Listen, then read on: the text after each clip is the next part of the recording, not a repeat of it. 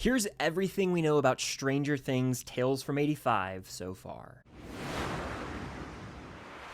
What's going on, guys? I'm Chris, and welcome back to another video. So today I have a big ol' update video regarding the upcoming Stranger Things spinoff, Tales from 85. This is the first Stranger Things spinoff show, and it's animated, and I got tons to discuss about this show. In fact, everything we know about it thus far, from who's involved creatively, to when the show's going to take place, and when it all could fit in within the timeline without messing things up. What could the show get into? Let's talk about it. Before I do, hit that like button, comment down below your predictions, your expectations, your thoughts, and feelings on this animated spinoff as a whole, and of course, subscribe and hit that notification bell to help reach my goal of 200,000 subscribers here on the channel. I mean, quite a bit. And if you want extra content, from reactions to Stranger Things content and more, Patreon is the place to be. Any support over there truly does mean the world. And before I get into this, if you'll remember back to 2023, I made the same exact video for Stranger Things Season 5, and that began a long journey covering all of Stranger Things. So now I'm doing the same for Tales from 85, and I will do so for all future spin-offs. So this video, in a way, kind of feels like the start of a new journey in the world of Stranger Things. So like I said up front, Tales from 85 is the first Stranger Things spin-off show, and it's animated. It's actually set between the events of Season 2 and Season 3 of the original 5-season show, and it features the return of beloved characters, including the entire OG party. It's worth noting as well, this show, as of right now, is confirmed to be canon, meaning everything that happens is accurate and true to the timeline of the original 5 seasons. So back on Stranger Things Day in 2025, of course on November 6th, Netflix posted a video on YouTube called Stranger Things Tales from 85 Official Announcement. This video showcased some first official looks at the animation and concept art for the show, along with snippets of some actual animated sequences from the show itself. Robles, who's the series showrunner, spoke about what we can expect to see, as he says they've been able to capture the magic of Hawkins in a new way. To that I say, that sounds about right with the show being animated. It won't be the show we all grew up with and love, but it will still have hints of classic Stranger Things while being something new that can stand out on its own. He goes on to say that our story takes place between seasons 2 and 3, but we soon learn that nothing is quite as they thought it was. And as he says this in that video, we actually see what looks like a new creature or some sort of mutated demo variant. Now, when I initially watched this tease, my mind was wondering how it's possible for there to be a demo variant in this timeline, because it's set between seasons 2 and 3, and we know the Mother Gate is closed at that time. In fact, no gate was open in Hawkins, so there's no way for Demogorgons or other creatures to be active or out and about in Hawkins. So I started to worry a little bit about how this show could potentially ruin or tarnish the continuity or timeline of the 5 seasons, because that's the last thing I'd want with Stranger Things. I don't want it to become complicated and get things muddled. What?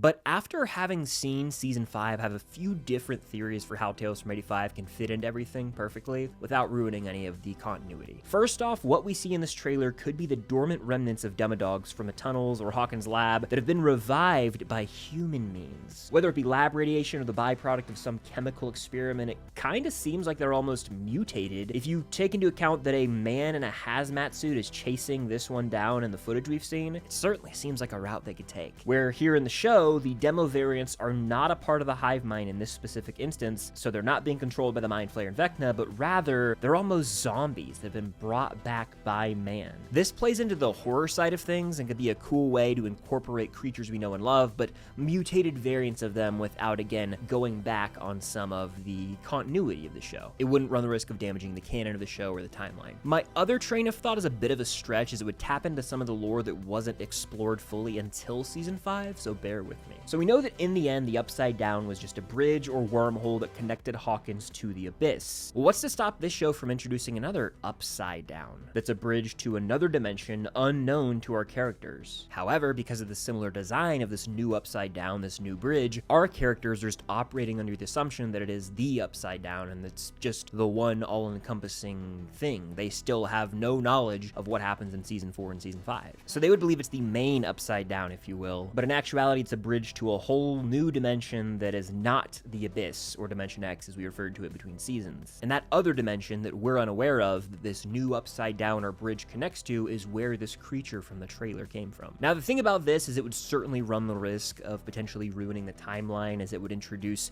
concepts that were not at all tackled in the 5-season show, and it would really almost run the risk of cluttering up the entire timeline as we know it, and even what we thought we knew about the Upside Down. So I don't know if they want to tackle that in this show or not, if they want to get that deep with some of the material. But I will say this much, if they did go this route somehow, it would open the door to maybe be tackled in the upcoming mysterious live-action spinoff that we know nothing about outside of one comment made by the Duffers where they were like, yeah, that rock that Henry Krill touches probably going to play a role in some way, shape, or form in the live-action spinoff. So I'm kind of sitting here thinking, hey, they could all connect it if that rock was just picked up by someone else and it somehow created a bridge to another dimension. It could play into this show. We're getting a little bit out there with this theory, but you never know. There's another theory, though, that someone in one of my live streams came up with, and I have not been able to stop thinking about how perfect it would be for Tales from 85. So at the end of season 5, we know Mike Wheeler is a writer who loves to tell stories, and it's even implied that he could go on to write semi-fictionalized, like semi-real retellings of him and his friends' adventures that we see in the show. But because of how crazy these stories could get, people would never believe that it actually happened, so he's not running the risk of like outing what happened in his life with 11, if that makes sense. Well, Tales from 85 could just be one of Mike's retellings of what happened in Hawkins, and because of that, there could be some truth to it and some made-up elements. That way, it's still canon to the overall show, as these are stories that Mike Wheeler is telling or writing as he's an adult in this world, but what's happening on screen doesn't run the risk of, again,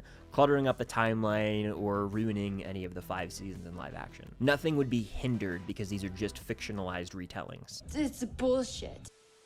To me, it's kind of a clever workaround and even opens the door for Tales from 85 to run for multiple seasons, each one between a different season of Stranger Things and each one just being a Mike Wheeler story that's a retelling of his time in Hawkins. So it would be real somewhat, but there's a lot of fictionalized elements to it as well, which is why it wouldn't run the risk of tarnishing anything from the 5 seasons. Also, this kind of blends the elements of what Marvel and Star Wars did with What If for Marvel Studios and Tales of the Jedi or Tales of the Empire with Star Wars, where you get these animated little shorts that are kind of fun takes on what could have happened in the MCU, and then with Star Wars, they're actually fully canon and they just fill in little gaps. So it's kind of like blending both the elements of what Marvel and Star Wars have done in animated shorts here on Netflix in the world of Stranger Things. Each new season could be called Tales from whatever year it's set in. So they could do like Tales from 83, Tales from 84, Tales from 86, do whatever you want, just fill in the gap between seasons. And if I had a say in whatever the spinoff could be, I think I might vote for this just because it seems like it, makes for the most longevity and allowing audiences to still have fun in the world of Hawkins, but not take it too serious and again, not run the risk of it damaging anything. I think you save any huge lore reveals and all that jazz, like expansions of this universe, for the live action spinoffs. And the final point I want to mention is that in season 5, Dustin is seen in Hawkins' lab looking around inside of Brenner's office in episode 5, Shock Jock. Well, as he flips through the diaries and journals of Dr. Brenner, he comes across information about exotic matter that of course leads to the reveal of the Upside Down being a wormhole or bridge and how unstable it all really is. But it appears as though there are plenty of other illustrations and scientific discoveries in Brenner's works, which could have been little Easter eggs teasing concepts that are going to be introduced in Tales from 85 regarding how these variants, these mutated looking demo creatures, are walking around Hawkins. All I know for sure is that this universe is going to continue to expand beyond the 5-season run of Stranger Things, and to me, Tales from 85, it being animated, it being a fun story set between seasons 2 and 3, kind of seems like a perfect launching pad for all the spin-offs. Now, regarding the release date of Tales from 85, there's nothing set in stone. The only confirmation we have is that it is releasing in this calendar year 2026. We just don't know when. We don't even have a time frame, honestly, so it could be anytime this year, but I have 2 potential dates that I believe it could drop, and they're really far apart, so just get ready for some craziness. My first guess would be July 15th, 2026, as this is the 10-year anniversary of Stranger Things first premiering on Netflix with season 1, and it's also a date that in the past Stranger Things has dropped promotional material on, right? In 2024, we got the behind-the-scenes teaser for season 5, and in 2025, it's when they dropped the first poster for the season and announced that we would be getting a teaser trailer the next day for season 5. It also kind of makes sense for the next Stranger Things show to drop on the 10-year anniversary of Stranger Things premiering as just a celebration of the show we all love. And my next guess would be, of course, Stranger Things Day 2026, that being November 6th. With this being the first Stranger Things Day ever without a new upcoming season of the actual main Stranger Things show on the horizon, it'd be a great way to kind of fill that void for fans and let us know, hey,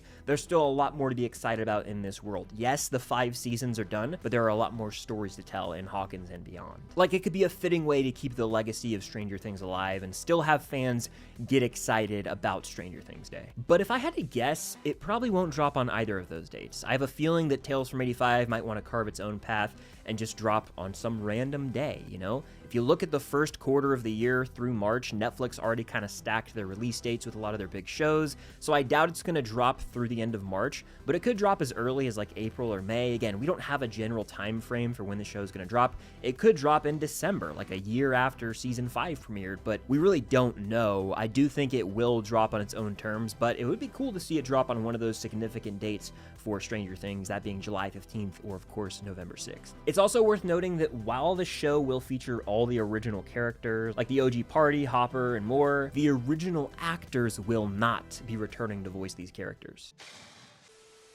That being said, I want to mention all of the voice cast that's been announced for the show so far. And apologies if I mispronounce some of these names, but voicing Eleven herself will be Brooklyn Davey Norstedt. Max will be voiced by Jolie Hoang-Rappaport. Mike is being voiced by Luca Diaz. Lucas is being voiced by Elisha Williams. Dustin is being voiced by Braxton Quinney, with Will being voiced by Benjamin Plessala. Hopper is being voiced by Brett Gipson. And some other actors have been announced for the voice cast, but we don't know who exactly they're voicing just yet. Those names being Odessa Zion, who was in Marty Supreme in 2025, Janine Garofalo, and Lou Diamond Phillips. What's also exciting is the Duffer brothers are executive producers on this show, and in the official announcement video that dropped on YouTube on Stranger Things Day last year, they had some quotes talking about why we should be excited. They said, when we started talking about was there anything else we wanted to do with Stranger Things, this is one of our first ideas. The idea was to kind of evoke a feeling of an 80s cartoon. With animation, there's really no limits, and Eric, who of course is the showrunner, and his team can just go wild, and they have. And these words encouraged me because it shows that, yeah, animation really is like your playground. You can do a lot more with animation,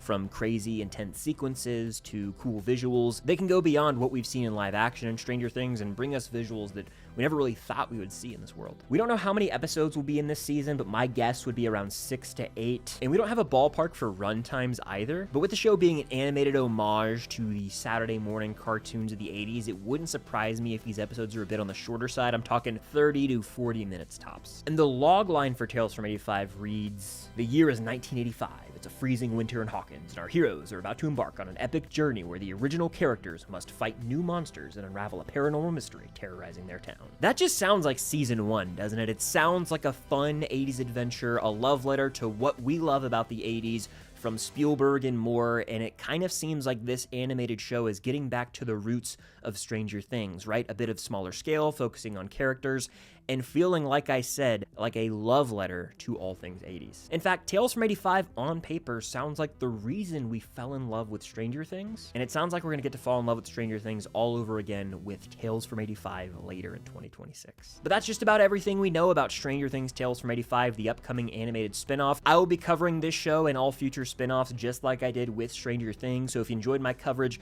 of Season 5, definitely stick around for my coverage of Tales from 85 and all the other shows from this universe. I also talk about other movies and shows here on the channel, lots to look forward to as we approach the rest of 2026. But that's going to do it for this update regarding Tales from 85. Thank you guys, as always, for watching. Of course, hit that like button.